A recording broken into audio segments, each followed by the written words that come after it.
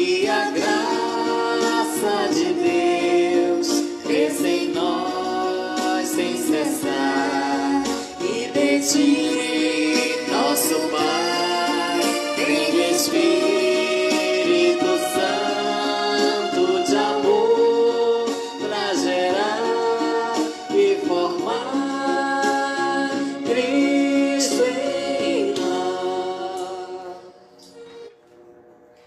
Em nome do Pai, do Filho e do Espírito Santo. Amém. Vinde, Espírito Santo, enchei os corações dos vossos fiéis e acendei neles o fogo do vosso amor. Enviai vosso Espírito e tudo será criado, e renovareis a face da terra. Oremos. Ó Deus, que instruístes os corações dos vossos fiéis com a luz do Espírito Santo, fazer que apreciemos retamente todas as coisas, segundo o mesmo Espírito, e gozemos sempre de sua consolação, por Cristo, Senhor nosso. Amém. Ave Maria, cheia de graça, o Senhor é convosco. Bendita sois vós entre as mulheres, e bendito é o fruto do vosso ventre, Jesus. Santa Maria, Mãe de Deus, rogai por nós, pecadores, agora e na hora de nossa morte. Amém. Nossa Senhora, Mãe da Sabedoria, rogai por nós. Então, queridos irmãos, vamos chegando ao final do nosso itinerário, do nosso retiro do Advento. Era uma caminhada, como eu propus, uma caminhada de oração, em que essas lives eram apenas um instrumento. O mais importante é a oração pessoal, uma meia hora diária de oração. Então vamos lembrar um pouco a nossa caminhada. Na primeira semana, o grande tema foi o tema da vigilância. Nós usamos uma imagem, que foi a imagem do relógio, e a graça que nós pedimos foi a graça de um intenso desejo de encontro com o Senhor. Na segunda semana, o grande tema foi o tema da conversão. A imagem que nós utilizamos foi a imagem de um caminho, em que tem que ser coisas abaixadas, colinas abaixadas, vales levantados. E a graça que nós pedíamos era a graça da mudança de vida, de elevar coisas que precisavam ser elevadas, abaixar outras, endireitar outras. Na terceira semana, o grande tema, o tema da alegria, e a imagem que nós usávamos era as imagens das flores, e a graça que nós pedíamos era a graça de um coração alegre e agradecido. E nesta quarta semana, que é uma semana mais breve, porque já está próximo o dia do Natal, o grande tema é o tema da abertura e da acolhida. E a imagem principal, a imagem da casa. E a graça que nós queremos pedir para essa semana, em todos os dias, em todas as orações, é que Deus nos dê a graça de abrir a porta do nosso coração para Ele fazer morada. A graça de que o nosso coração seja uma casa cuja porta está aberta para que Deus possa nela fazer morada. Esse é o tema dessa semana. Eu utilizei um título, como eu disse outras vezes também, que eu tomo de um material da CNBB de uns 10, 15 anos atrás ou até mais. Então o título que eu coloquei, Deus procura uma casa. E como eu disse, a grande imagem é a imagem da casa. Eu vou fazer uma pequena introdução sobre casa, que eu fiz nas homilias de ontem. A casa é uma coisa muito importante na nossa vida, porque o ser humano não pode viver na intempérie. A história da existência do ser humano foi a história da construção de proteção. Proteção que vai sofisticando-se cada vez mais. Ar-condicionado, aquecedor. Mas ter uma casa em que a gente possa se proteger da chuva, dos ventos, do sol, é muito importante. O ser humano necessita de casa. Eu acompanhei muito em periferias de São Paulo, Rio, Curitiba, Belo Horizonte, pessoas jovens em geral à procura de uma casa, ter uma casa própria. Ter uma casa para si é muito importante, uma casa própria. Acho que uma das maiores intuições que o Lula teve foi o projeto Minha Casa Minha Vida. Conheço muita gente que pôde ter acesso a uma casa própria a partir do Minha Casa Minha Vida. Além disso, a casa não é só também um lugar de proteção, é um lugar de identificação. A gente vai tornando a casa nossa casa, com os objetos que a gente coloca nela, e a gente vai se sentindo bem dentro da casa porque ela tem a nossa cara. E a casa é nossa casa. E nada melhor do que sentir-se em casa, né? É muito difícil poder sentir-se em casa. Em poucos lugares a gente se sente totalmente em casa. Geralmente é só na casa da gente, na casa da própria mãe, que a gente pode deitar no sofá, sentar do jeito que a gente quiser. Então o fato é que casa é uma coisa muito importante. Ela é um elemento básico da sobrevivência, que nos dá proteção. Ela é um elemento de identidade. Nós nos identificamos com o tipo de casa, nós construímos a nossa casa, e é um lugar onde nós nos sentimos bem, na nossa própria casa. Quis fazer essa introdução porque, sobretudo, a primeira leitura e o Evangelho traz claramente a imagem da casa. Nessa quarta semana do Advento, a figura de Maria passa a ocupar o lugar central. Na segunda e na terceira semanas, como nós vimos, a figura central era João Batista. Agora não, agora é a Virgem Maria. Então eu vou passar pelas leituras, vou começar pela primeira, que é uma leitura muito bonita, por sinal. Temos aí um personagem muito importante da história de Israel, que é Davi. Talvez Davi tenha sido o homem que recebeu mais carinho de Deus, tantos sinais de amor, de proteção. E nós vemos num determinado momento da história de Davi uma preocupação muito bonita dele, né? Ele toma consciência de que habita numa casa muito boa e Deus não. Diz ele: eu resido num palácio de cedro e a casa de Deus está alojada numa tenda. Ele diz isso para Natã, o profeta. Então, mostrando um projeto de construir uma casa tão digna para Deus quanto a dele. É um projeto bem franciscano. Eu comentava na missa ontem, quando eu morei com os franciscanos no Pelourinho, eu fiquei sempre impactado. A igreja do Pelourinho dos franciscanos é a igreja que tem mais ouro no Brasil. É uma igreja lindíssima. Quem vê aquela igreja poderia pensar é contrário ao espírito franciscano. Mas quem tem a oportunidade de morar ao lado, como eu morei por 2 anos, fica impactado também com a simplicidade da casa dos franciscanos. Os franciscanos têm e o Frei Hugo me explicava na ocasião o seguinte, que para Deus o melhor e para nós o mais simples. Em certo sentido tem algo parecido em Davi, embora Davi não estivesse no mais simples, que ele morasse numa casa muito chique, a casa de cedro, e queria construir para Deus uma casa semelhante. Natã, como também nós, provavelmente, o profeta, acha a ideia boa. Diz, vai e faz tudo o que diz o teu coração, pois o Senhor está contigo. Mas a resposta de Deus vai ser bem contrária. Durante a noite, Deus aparece ao profeta Natã e diz a ele, não, vai dizer ao meu servo Davi, assim fala o Senhor, porventura és tu que me construirás uma casa para eu habitar? É você que vai fazer uma casa para me habitar? Ontem nas missas eu fazia uma primeira parte de criatividade minha, porque eu imaginaria Deus dizendo para Davi, para Natã, para Davi, escuta, tudo que você... Eu não preciso de casa para morar. Né? Fui eu que fiz o universo. Se você utilizar madeira para construir, fui eu que fiz. Se você utilizar pedra, fui eu que fiz. Qualquer coisa que você utilizar é meu. Eu não preciso de casa para morar. Eu moro neste mundo todo, eu moro em todos os lugares, né? Eu habito em todos os lugares. Mas além disso, o que Deus faz é relembrar a história e o quanto ele tinha feito para Davi. Ele vai dizer, né?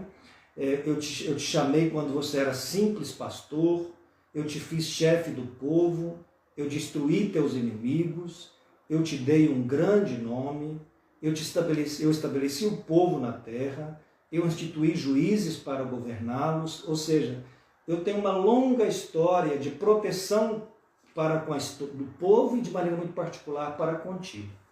E como se não bastasse isso, eu vou te fazer uma promessa maior ainda.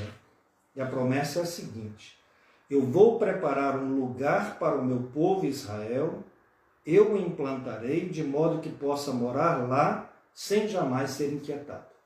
Ou seja, eu vou preparar um lugar onde ele possa morar. Na verdade, a promessa que está sendo feita aqui é a volta do exílio e o povo poder restabelecer-se na própria terra. Mas um pouco mais adiante, esse lugar vai se tornar uma casa. E o texto diz, e o Senhor te anuncia que te fará uma casa. Quando chegar o fim de teus dias e repousares com teus pais, então suscitarei depois de ti um filho teu e confirmarei a sua realeza. Eu serei para ele um pai e ele será para mim um filho. Então a promessa final é que eu vou construir para você uma casa, você que quer construir para mim, mas eu te prometo o contrário, eu vou construir uma casa que vai ser uma casa para sempre, uma casa perene. Quando vai ser isso? Quando você morrer, quando você repousar, quando chegar o fim dos teus dias. Outra tradução diz, quando completares os teus dias. Claramente a gente poderia interpretar também dizendo, quando chegar o fim dos tempos, quando chegar a plenitude dos tempos, ou seja, quando for a hora da encarnação, eu te darei uma casa. E quem vai morar nesta casa é alguém que é meu filho.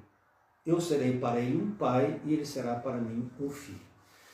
O texto imediatamente diz respeito a Salomão. É Salomão que vai substituir Davi. Mas, na verdade, esse texto foi interpretado em chave messiânica e a casa é o útero de Maria e o filho é Jesus. Por isso que esse texto está aqui hoje. A primeira leitura está sempre ligada com o Evangelho. Então, a casa construída é o útero de Maria e o filho prometido é Jesus. Queria terminar sobre a primeira leitura tomando duas interpretações ainda importantes sobre ele. Primeiro, a nossa tendência de querer aprisionar Deus, querer construir uma casa para Deus, é querer fechar Deus. As igrejas não fecham Deus, as portas das igrejas não fecham Deus, o Espírito de Deus age em todo lugar. O ser humano tem uma tendência de querer segurar Deus nas mãos. Outro dia eu já expliquei aqui, Atos 17, um texto muito bonito, que fala de conhecer a Deus às apalpadelas. Toda vez que a gente segura, Deus foge das nossas mãos. Porque se a gente o segurar, ele deixa de ser Deus, está no nosso controle. Então Deus não pode ser aprisionado. Ele está por todo lado, vive em todo lugar. E a segunda coisa que chama a atenção nesse texto é Davi está preocupado com a comodidade, com a suntuosidade, com a riqueza do lugar para Deus. E Deus responde falando do povo. Dá a impressão que o que Deus está querendo dizer é que em vez de você se preocupar com cuidar de mim, que não preciso desse cuidado, você deveria cuidar do povo. O cuidado que nós devemos ter com Deus é reconhecê-lo, amá-lo, louvá-lo, reverenciá-lo. Mas o cuidado de comodidade, de conforto, tem que ser com o povo, com os pobres do povo. Esse deveria ser o papel do governo. Davi era o rei, deveria ser o papel do rei. Então essa é a primeira leitura, uma leitura muito bonita, que promete uma casa. Davi quer construir uma casa para Deus e Deus, ao contrário, promete a Davi uma casa que vai durar para sempre, que vem no Rei eterno, que é Jesus.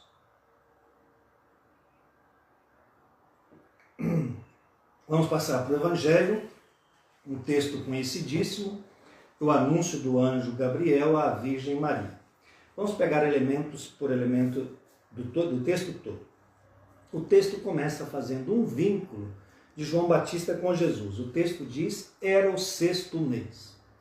É importante aqui, porque São Lucas, no seu Evangelho, que é que nós estamos lendo aqui, sempre procura vincular Jesus e João Batista. O Evangelho da infância é sempre um paralelo entre Jesus e João Batista.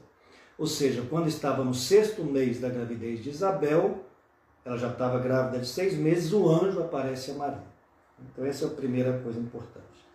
Segunda, vem algo bem conforme Santo Inácio de Loyola sugere nos exercícios espirituais, que é compor o lugar, criar na mente o lugar. Qual é o lugar? Nazaré, uma cidade da Galileia chamada Nazaré.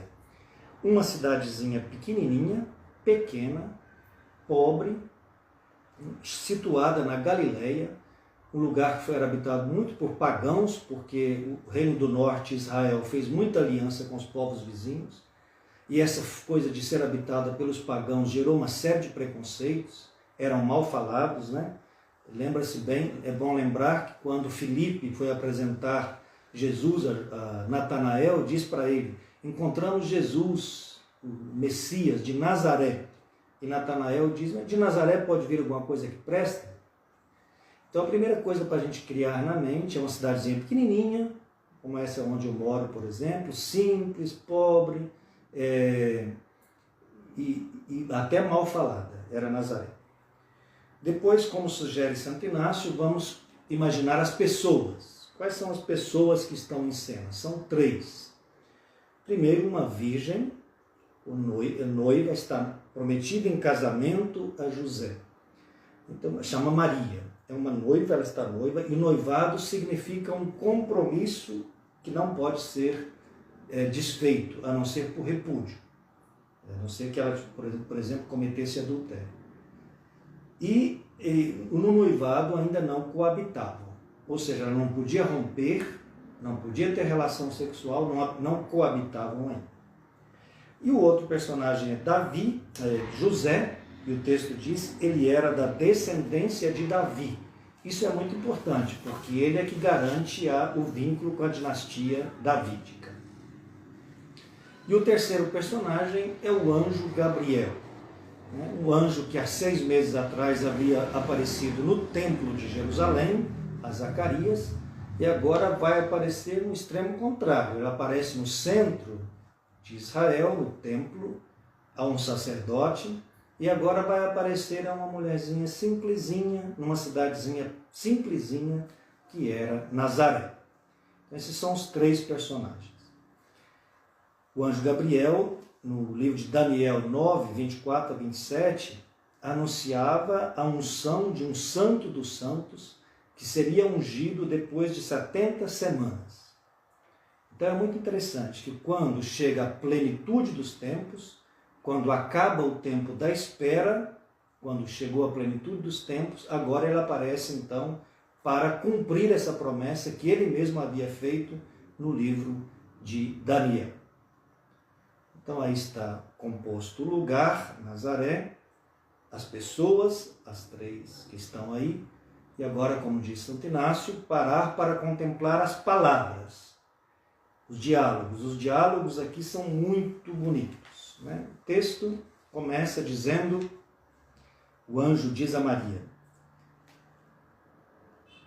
alegra-te, cheia de graça, o Senhor está contigo. Primeira coisa que é importante falar antes das palavras em si é o seguinte, é que a Maria tem uma atitude de escuta, de espera, de acolhida. Porque a gente só pode ouvir se a gente tiver o ouvido aberto. A gente só pode acolher se tiver uma expectativa, uma espera. Pessoa fechada, de esquemas fechados, que não estão aberta para ouvir o diferente, não escuta anjos, não ouve sonhos, porque não está aberta para ouvir.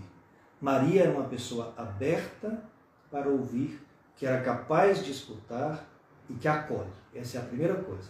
O texto vai mostrar que ela é uma pessoa aberta para acolher. A primeira palavra, alegra-te. Alegra-te é uma palavra que aparece muito nas profecias messiânicas. Por exemplo, grita de alegria, filha de Sião. O Senhor de Israel é o Senhor que está em teu meio. Não precisarás mais ter medo de alguma desgraça. Não tenha medo, Sião. O Senhor teu Deus está a teu lado como valente libertador. Sofonias 3. Então, Sofonias 3 fala claramente, né? Alegra-te, filha de Sião. Então é claro que a Bíblia, a igreja vai interpretar filha de Sião como Maria. Maria como que encarna, personifica todo o povo de Israel.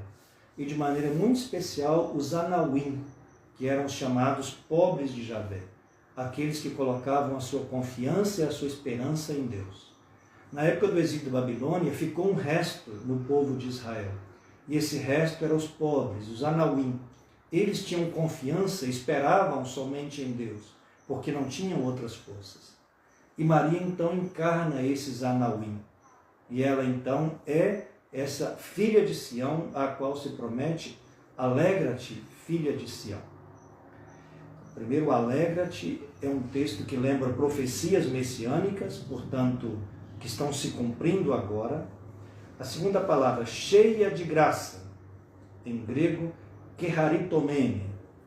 Na raiz está a palavra caris, graça, caridade.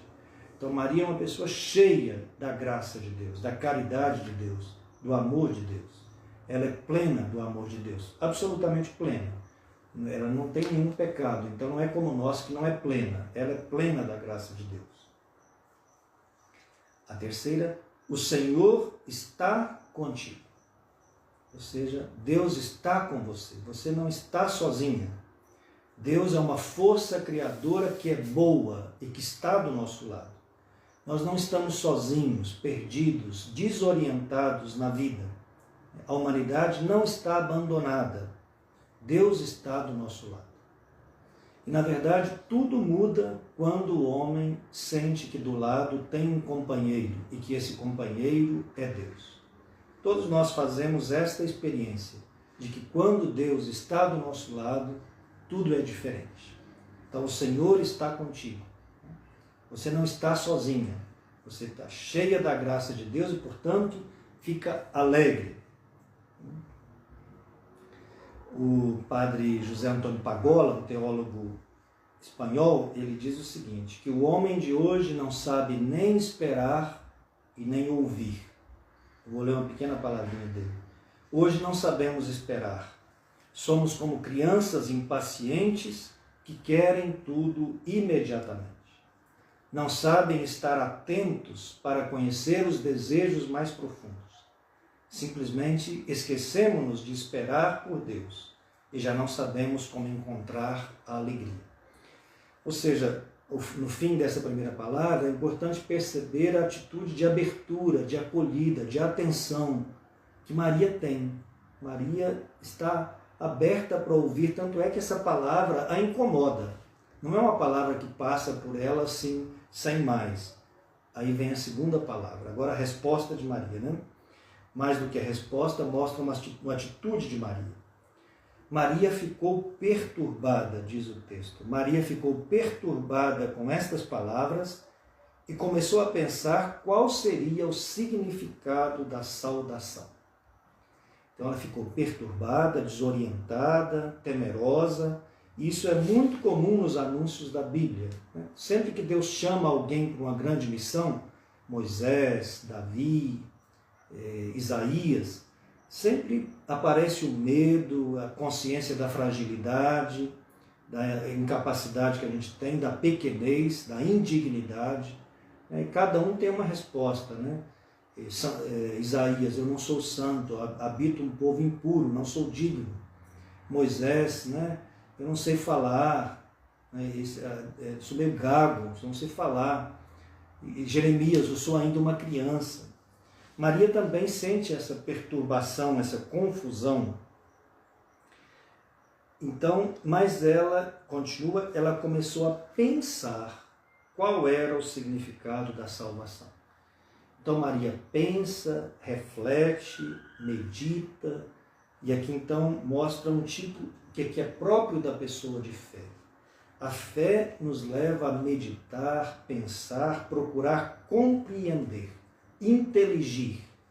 Inteligir significa tentar ler por dentro. Intus legere. Legere é ler em latim. Tentar compreender a coisa por dentro, o que ela significa. Isso Maria tenta fazer. Ela reflete, ela para, ela pensa e ela tenta compreender. Depois vem outra palavra, que é a palavra do anjo, que dá uma longa resposta. Não tenhas medo, Maria, porque encontrastes graça diante de Deus. Eis que conceberás e darás à luz um filho, a quem porás o nome de Jesus.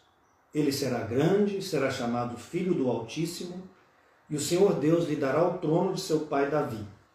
Ele reinará para sempre sobre os descendentes de Jacó, e o seu reino não terá fim. Vamos começar a analisar palavra por palavra. Primeiro, não tenhas medo. Talvez seja uma das palavras que mais aparece na Bíblia. Não ter medo. De fato, o medo, ele nos impede tudo. Nos impede caminhar, nos impede sentir alegria. É quando a gente se sente ameaçado por coisas que vêm de fora, ou muitas vezes por coisas que vêm de dentro de nós, por nossos traumas, a gente geralmente paralisa. O medo impede caminhar e impede viver feliz. Impede experimentar a alegria. Como vencer o medo? O padre Pagola dá a seguinte sugestão: para vencer o medo é preciso cuidar da vida interior. Porque se nós vivemos vazios por dentro, somos vulneráveis a tudo. Se nós vivemos vazios por dentro, somos vulneráveis a tudo. Ou seja, tudo nos ataca facilmente. Então, vai se diluindo a confiança em Deus e não sabemos como nos defender do mal. Muito boa a interpretação do padre Pagola. Se a gente vive sem vida interior, vazio de Deus, o medo toma conta. E o medo tomando conta, a gente não tem confiança em Deus. Essa é a primeira coisa. Segunda, você vai dar um nome ao filho. Dar nome significa tornar-se responsável. No Evangelho de Mateus, quem dá o nome é José, quem dá o nome é Jesus. No Evangelho de Lucas, quem dá o nome é Maria. Mas, na verdade, quem dá o nome é Deus. Deus apenas indica para eles, mas quem escolhe o nome é Deus. Por que Deus escolheu o nome? Porque sempre na Bíblia o nome significa a vocação e a missão da pessoa. E o nome Jesus significa o Senhor salva. E a palavra salva tem no latim a mesma raiz de cura. Então Jesus veio para nos curar, para nos salvar, nos recuperar daquilo que o pecado tinha feito em nós. Deus escolhe o nome. Terceira coisa que me chama muita atenção é que eu acho que para Maria esse anúncio deve ter soado quase impossível de compreender. Ela era uma mulherzinha simples, novinha, de uns 15, 17 anos no máximo. E o anúncio é que o filho dela vai ser rei, vai ser filho do Altíssimo e vai ser rei e vai ocupar o trono de seu pai Davi e vai reinar para sempre sobre os descendentes de Jacó. Imagino que Maria terá pensado, mas como é possível eu tão simples, como é possível que eu vá gerar alguém tão importante? Na verdade, o paradoxo aqui é todo grande. Uma declaração solene, um grande anúncio para uma jovem humilde, num lugar simples, humilde, um vilarejo qualquer da Galileia. Vamos para o próximo passo. O próximo passo é que Maria continua pensando, meditando, e ela faz a pergunta: como acontecerá isso se eu não conheço homem algum? Porque Maria então vê a impossibilidade da coisa. É impossível que ela possa gerar porque ela não ficou com homem nenhum. Isso é a primeira condição para que alguém possa gerar uma pessoa. A Bíblia tem vários exemplos, de mulheres que geraram estéreis. Sara, Ana, a própria Isabel aqui. Ou seja, elas têm uma impossibilidade natural. São estéreis, não podem gerar. Mas Deus age nessas mulheres e transforma essa incapacidade natural e transforma isso numa possibilidade. Uma possibilidade que aí passa a acontecer de forma natural. Se junta com um homem, com o caso de Isabel com Zacarias, e nasce um filho. Mas virgem é a primeira vez. Então não é uma impossibilidade natural. Maria provavelmente poderia ter filhos. Não se sabe, mas provavelmente poderia. Não se fala em nenhum momento que ela era estéril. Ela apenas é virgem. Então ela vai gerar algo absolutamente novo. Deus vai agir não tirando uma fragilidade humana, mas acrescentando algo só dele, ele mesmo entrando. Ele não vai pôr fim a uma impossibilidade humana, ele vai acrescentar algo que é só dele, que é a ação do Espírito Santo. Mas a dúvida de Maria ilustra aquilo que eu explicava agora há pouco, a importância de uma mulher de fé. A fé não é cega. Eu sempre não gosto dessa maneira que às vezes as pessoas definem, a fé é cega. A fé não é cega. Santo Agostinho nunca aceitaria isso. A fé, ao contrário, ela é inteligente. A fé procura luz, procura iluminação, procura inteligência. Santo Agostinho pegou um texto de Isaías, capítulo 7, é necessário crer para entender e entender para crer. A razão não é contrária à fé. A fé naturalmente procura a razão e a razão fortalece a fé. É o que Maria faz aqui. Ela usa a razão, ela pensa, ela reflete, ela interroga, ela pergunta. Agora é uma coisa muito interessante. Ela não pede sinais. Essa é a única diferença dela com Zacarias. E Zacarias ficou mudo porque duvidou. Qual é o sinal de que ele duvidou? Ele pediu sinais. Maria não pede sinais, Maria apenas pergunta. É muito diferente você pedir provas, pedir sinais, do que você querer entender.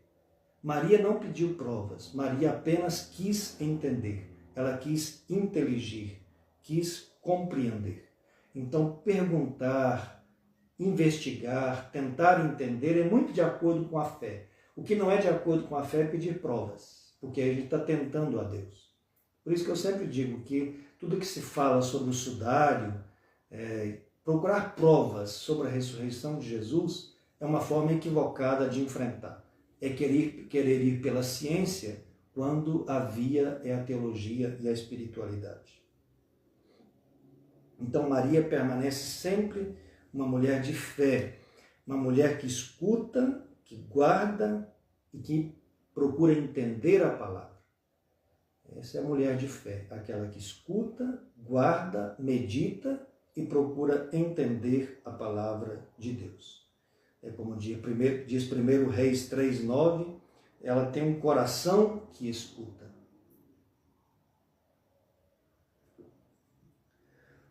Mesmo ela não pedindo, mas aí o anjo esclarece ainda, né? Bom, próximo passo. Próximo passo é Maria fica na dúvida, pergunta, e o anjo responde. O anjo respondeu: o Espírito virá sobre ti, e o poder do Altíssimo te cobrirá com sua sombra.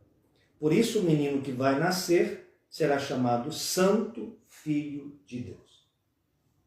Então a primeira coisa que fala aqui é da sombra, da nuvem. Né? A nuvem, a sombra, é muito usada no Antigo Testamento. Uma nuvem acompanhava o povo de Deus como uma espécie de proteção. Uma nuvem também pairava sobre a Arca da Aliança. É o sinal da presença de Deus que está protegendo. Um outro sentido também de sombra, que não é o sentido bíblico, mas que é interessante tomar, nos antigos viam a sombra como o mundo sem luz, o universo sem luz. Que é mais ou menos a criação original. Está tudo sem luz e de repente a luz põe fim às sombras da humanidade. Então, nesse sentido, Maria é símbolo de toda a terra, de todo o universo, que acolhe em sua sombra, em seus limites, a semente da luz. Gostei muito dessa imagem. Acho que eu já comentei alguma vez, um dos filmes que eu mais gostei, que eu vi até hoje, chama Terra de Sombras. Porque não há dúvida que nós habitamos uma terra de sombras. São muitas sombras, né? A sombra do assassinato, da crueldade, da maldade, da droga, da mentira, da falsidade, do engano. São tantas sombras que precisam ser iluminadas pela luz de Deus. E aí é onde entra o Espírito. O Espírito vai virar sobre ti e o poder do Altíssimo te cobrirá com uma sombra. No relato da criação, falava que o Espírito pairava sobre o mundo. Então, é a mesma imagem, é como se o mundo estivesse recomeçando. Assim como o Espírito pairava sobre o vazio da criação, agora o Espírito paira sobre o vazio do útero de Maria, que está vazio, porque não tem nada de nem, não foi fertilizado por nada. Esse útero vazio recebe agora uma luz, que é a luz do Espírito. O Espírito é uma recriação. É como se o mundo estivesse começando de novo, depois da primeira criação. E aquilo que é impossível aos homens é possível a Deus. O que é o Espírito?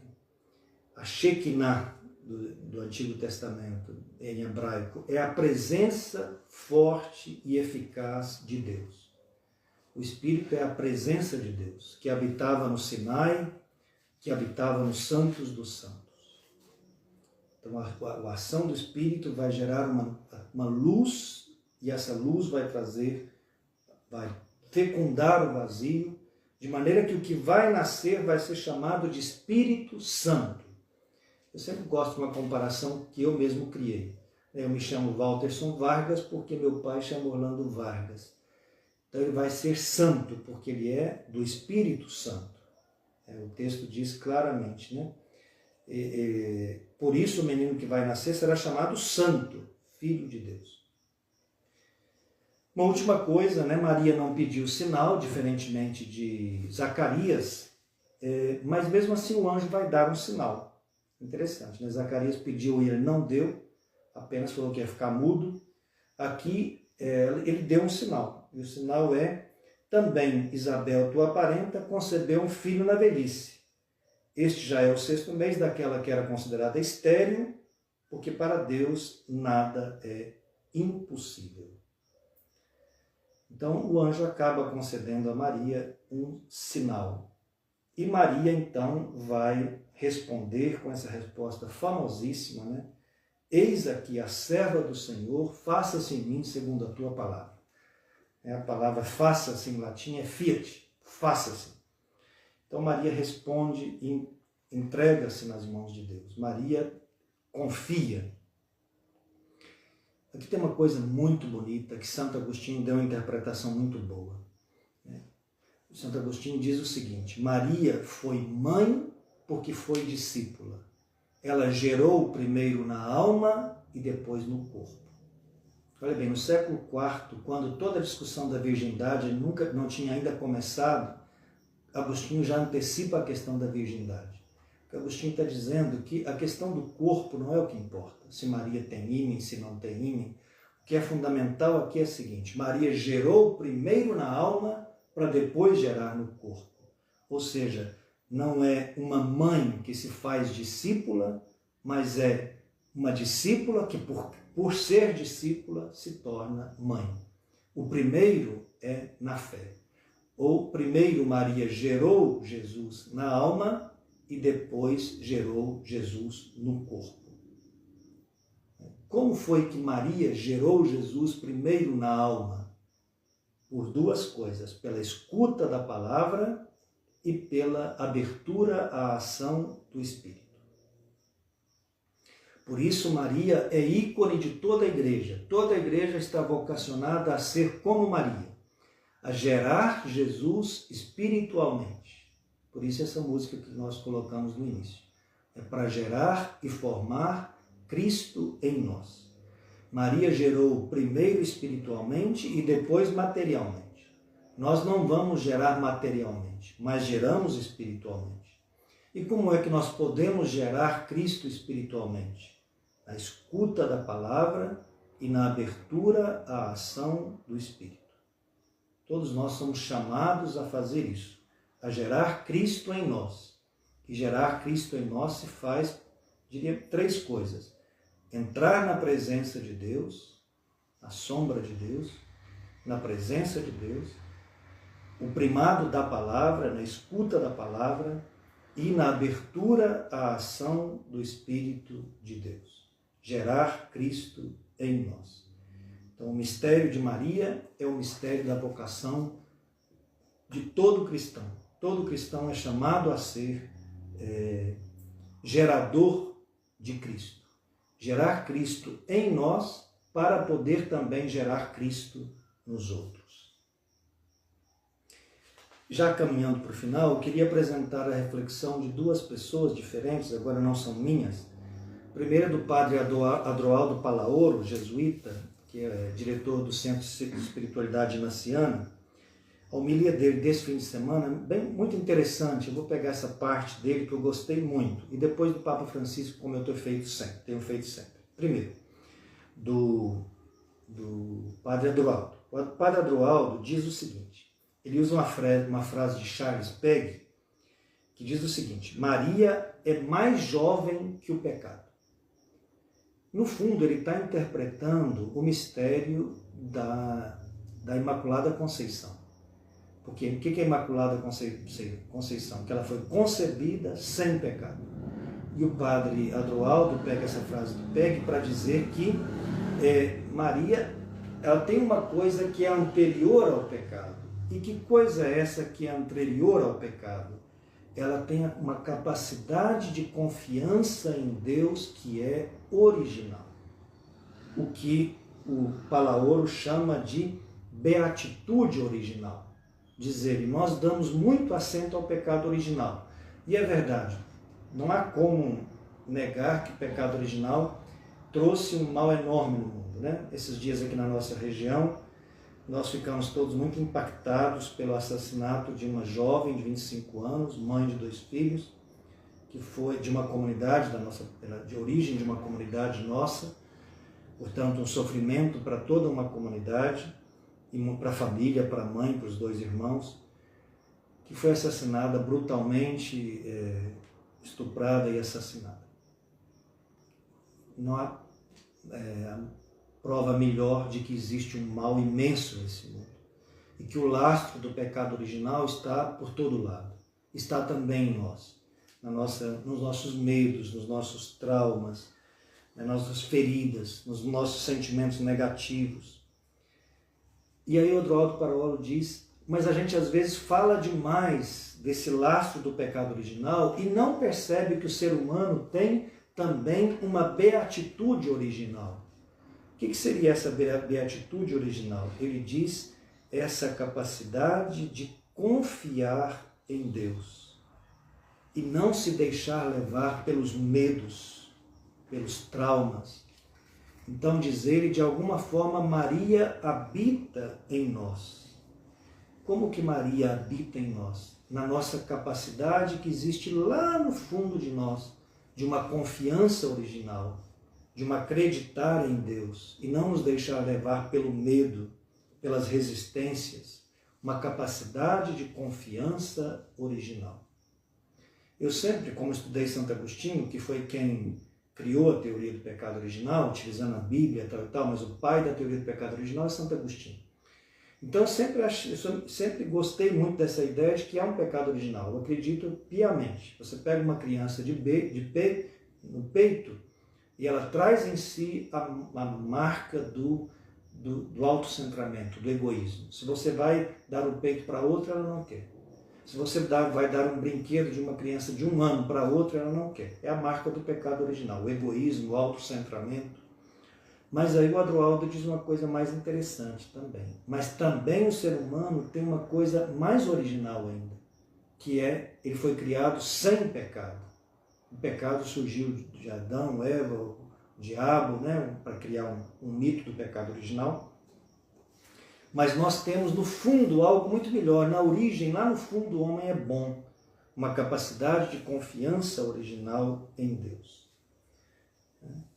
Os santos padres gostavam de dizer isso, que a Maria é o sim original do homem a Deus.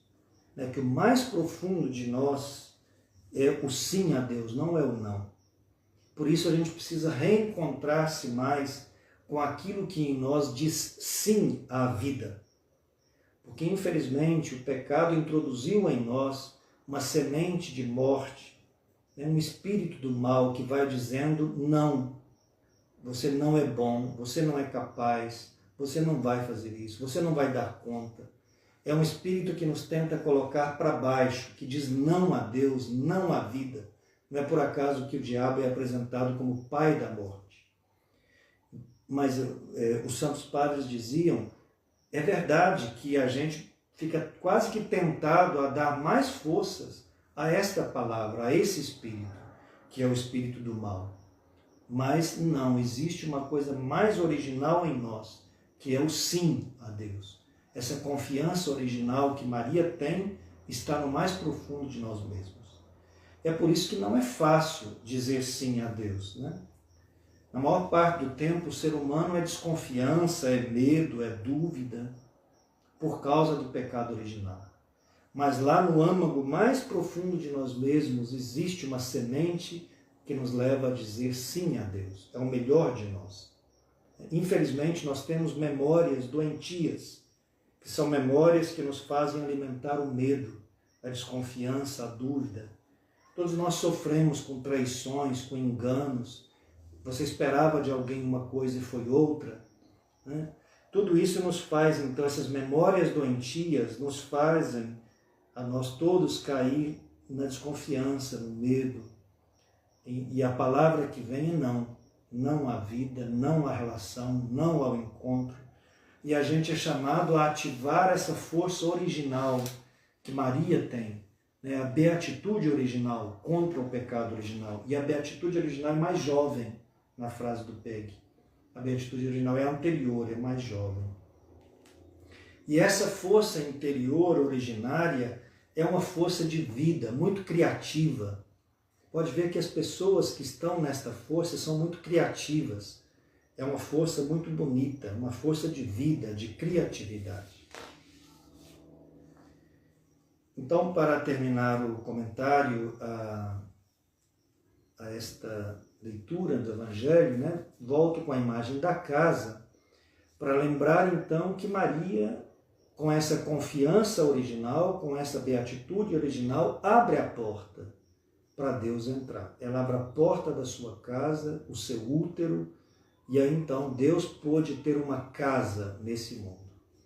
A primeira casa em que Deus vai morar nesse mundo é o útero de Maria.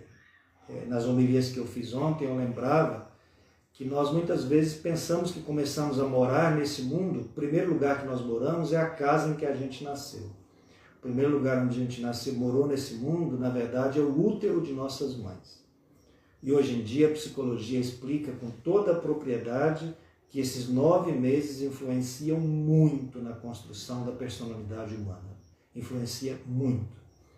Nossos traumas, uma criança que é rejeitada no útero vai sofrer com o problema da rejeição a vida inteira. Então, na verdade, nós começamos a existir 9 meses antes de nascermos. E o que acontece nesses 9 meses é muito importante na vida da gente. Jesus teve o privilégio, porque Deus quis assim, escolheu um útero virgem, puro, onde ele pôde ser educado só em coisas boas. Então Deus quer morar em nós, em nosso coração, em nossa vida. E nosso coração é a manjedoura que nós precisamos abrir para que o Senhor entre e venha morar dentro de nós. Ele quer ser hóspede de nossa vida. Ele não é um hóspede exigente, não quer o melhor para ele, ao contrário, ele quer o melhor para todos. Ele não é aquele hóspede que quer a cama melhor e o outro deitado no chão, ele quer que todos sejam tratados como irmãos, né? O melhor para todos. Eu vou deixar a segunda leitura de hoje, porque ela foge um pouco da temática, e vou terminar agora concluindo com o Ângelus do Papa Francisco de ontem, que como sempre é muito iluminado, né? Eu gosto muito das palavras do Papa Francisco, porque elas são sempre muito vitais, muito existenciais. Nos tocam diretamente porque são muito existenciais. Vou pegar algumas coisas que o Papa Francisco falou ontem no Ângelus dele. Primeiro ele diz o seguinte, que o anúncio feito a Maria, à primeira vista, pareceria um anúncio de pura alegria. Afinal de contas, ela vai dar à luz um filho e o Filho de Deus. Qual mulher de Israel que não gostaria disso? Mas, diz ele, na verdade, também junto com a alegria vem uma grande provação. A grande provação está evidente. Primeiro, ela está prometida em casamento, é noiva. Quando está noiva, não pode ficar junto com o marido, coabitar com o noivo, e ela fica grávida, ou seja, ela vai transgredir a lei de todo jeito. Ou se o filho fosse de José, ela estaria transgredindo a lei, porque ela está noiva apenas. E se não é de José, pior ainda, porque seria então um adultério. E a pena para isso na lei judaica é grave, é o apedrejamento público. Então Maria está colocada numa situação difícil. E numa situação difícil que vai vir mais para frente. Ela vai pouco a pouco descobrir que ela vai ter que enfrentar muitas dificuldades. Fugir para o Egito, menino que vão procurá-lo para matar. O anúncio feito por Simeão de que esse menino, uma espada vai traspassar o coração dela, porque esse menino revela o coração das pessoas. Então uma série de coisas que para Maria vai ser é uma alegria, mas é uma provação grande. Diz o Papa Francisco, o anúncio enche Maria de força e de luz, mas também exige dela uma grande decisão. Exige arriscar tudo.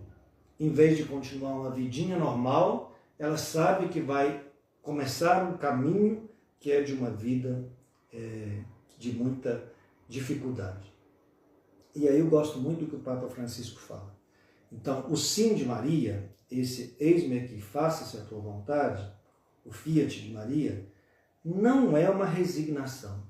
Muitas vezes eu percebo que eu tinha pensado assim, uma resignação. Tudo bem, Senhor.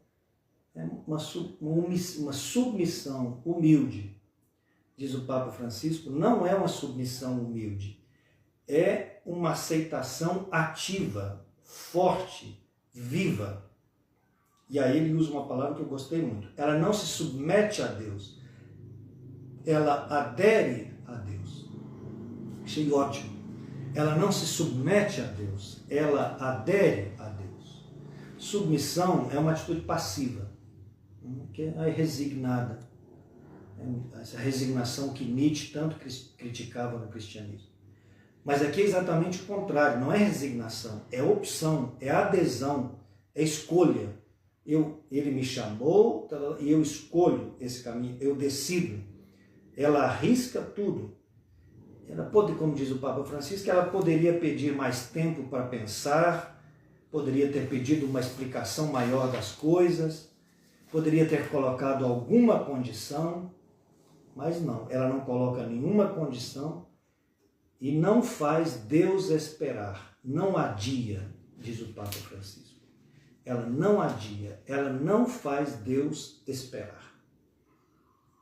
E aí o Papa Francisco faz uma pergunta muito boa para nós. E nós? Quantas vezes na nossa vida nós não vivemos de adiamentos? Nossa vida é feita de muitos adiamentos. E aí diz o Papa Francisco, muitos adiamentos na área espiritual. Por exemplo, eu preciso rezar mais. Amanhã. Eu preciso ajudar alguém. Amanhã. E aí o Papa Francisco diz, essa cadeia de amanhãs na nossa vida, uma cadeia de amanhãs. Vamos deixando para amanhã. Me fez lembrar muito Santo Agostinho. Eu comentei aqui semana passada, Santo Agostinho diz, nas confissões ele vai falando várias vezes, Senhor, por que eu não consigo converter agora? Por que sempre amanhã? Por que sempre amanhã? E assim ele foi protelando por uns 12 anos, mais ou menos. Aos 21 anos ele leu o Hortêncio e entendeu a sabedoria e só foi capaz de se converter aos 33 anos. Então, o Papa Francisco nos convida a acabar com essa cadeia de amanhãs. E ele pergunta o que fazer para acabar com a cadeia de amanhãs. E a resposta é, o que fazer? Fazer. Ou seja, não adiar. Sim, em vez de amanhã, não, hoje, agora, sim. Dizer, o sim sempre custa um pouco, mas não tanto quanto custou o sim de Maria. E aí o Papa Francisco se pergunta quais sim a gente precisaria dar hoje. que Deus nos chama a dar hoje? Aí vou ler literalmente porque é muito bom. Ele diz: e quais sim podemos dizer? Neste tempo difícil, em vez de nos lamentarmos do que a pandemia nos impede de fazer, façamos algo por aqueles que têm menos. Não o enésimo presente para nós e para nossos amigos, mas para um necessitado em que ninguém pensa. Isso é tão bonita a imagem. De fato, a gente pensa de dar presente para o parente, para o amigo, para não sei o quê, que vai ganhar 1, 2, 3, 4, 5 presentes. Por que não dar um presente para alguém que não vai ter nenhum presente? Para um necessitado em quem ninguém pensa. E aí o outro conselho, para que Jesus nasça em nós, preparemos o coração, rezemos. Não nos deixemos levar pelo consumismo. Devo comprar presentes, tenho de fazer isso e aquilo, este frenesi de tantas coisas. E o importante vai ficando de lado, o importante é Jesus. O consumismo, irmãos e irmãs, sequestrou-nos o Natal. O consumismo não está na manjedoura de Belém. Nela há realidade, pobreza, amor. Preparemos o coração como fez Maria, livre do mal, acolhedor, pronto para hospedar Deus. Então, o outro conselho do Papa Francisco é que a gente prepare o coração e que deixe um pouco de lado o consumismo, né? Não se preocupação tanto com ceia, com presente, com não sei o quê.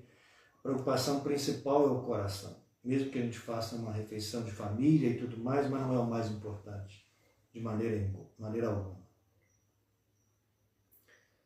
Então, ele diz, faça-se em mim segundo a última palavra, a tua palavra é a última palavra de Jesus, de Maria. Porque se o nascimento de Jesus não toca a vida, passa em vão. É a palavra do Papa Francisco. Se o nascimento de Jesus não toca a vida, passa em vão. O que nós fizemos nesse advento foi uma tentativa de fazer com que o Natal não passe em vão. Que Jesus, mas que toque a nossa vida, né? Todo o objetivo que eu tive nesse retiro de advento foi ajudar vocês a viver uma preparação do coração em oração. Eu vou deixar aí umas perguntas para vocês pensarem, meditarem. Primeiro, contemplar Maria no seu sim. Qual é o sim que Deus está me pedindo hoje? Que aspecto de Jesus Deus está pedindo que eu dê à luz hoje? Nossa vida não pode ser de nãos, como nós meditamos, né? Pensemos num sim que Deus está nos pedindo hoje. Qual é o sim que Deus está nos pedindo hoje? Segundo, comparar-se com Maria. Você é uma casa apropriada para Deus, um lugar onde Ele possa habitar? Deus não pode habitar em um lugar sujo, impuro, imundo. Por isso precisamos preparar a nossa casa, né? Bem-aventurados os puros de coração, porque verão a Deus. Daí todo o advento, essa ideia de limpar a casa, preparar a casa, para que Deus possa nela morar. Porque aqueles que são puros de coração poderão acolher a Deus, né? Poderão ver a Deus. Ligado com o tema da primeira leitura, né? Você se deixa modelar, construir por Deus, ou quer modelar e construir a Deus segundo o teu modelo? Ou seja, você quer construir Deus e fechar ele dentro de uma... enfiar Deus dentro da tua casa e fechá-lo, ou seja, construir Deus ao teu modelo, ou deixar que você seja a casa que Deus construa? Quem é o construtor aqui? Sou eu que fabrico Deus à minha imagem e o fecho numa casa? Ou é Deus que me constrói como casa, uma casa de janelas e portas abertas, sempre prontas para acolher Deus no novo que me chega, sobretudo através dos irmãos? Uma última pergunta, né? Davi preocupado demais com o bem-estar de Deus, como se Deus precisasse de um lugar de bem-estar.